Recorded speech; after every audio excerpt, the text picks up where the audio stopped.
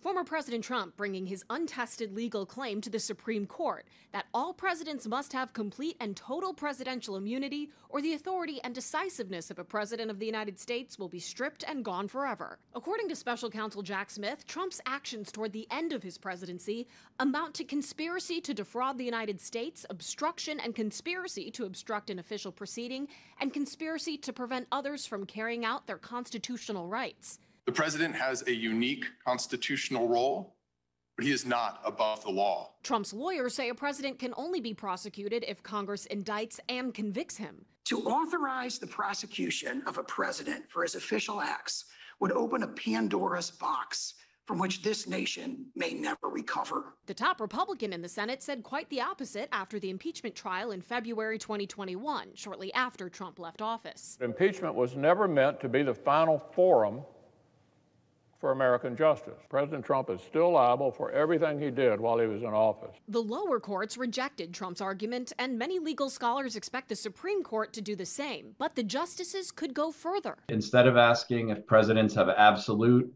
immunity from prosecution, they're now asking whether and to what extent. It's likely that the court will use this case to carve out a broader precedent. When the court releases its decision is almost as crucial as the decision itself. It's very likely we wouldn't see a decision until the very end of the term, think the end of June. And so if the court was to send it back down to a lower court, it's highly unlikely that we would see a trial before the November election. If the Supreme Court dismisses Trump's immunity claim and does not send it back to the lower courts, the special counsel's team could get their case back up and running right away.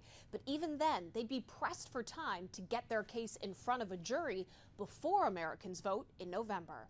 In Washington, I'm Atrell Nashar.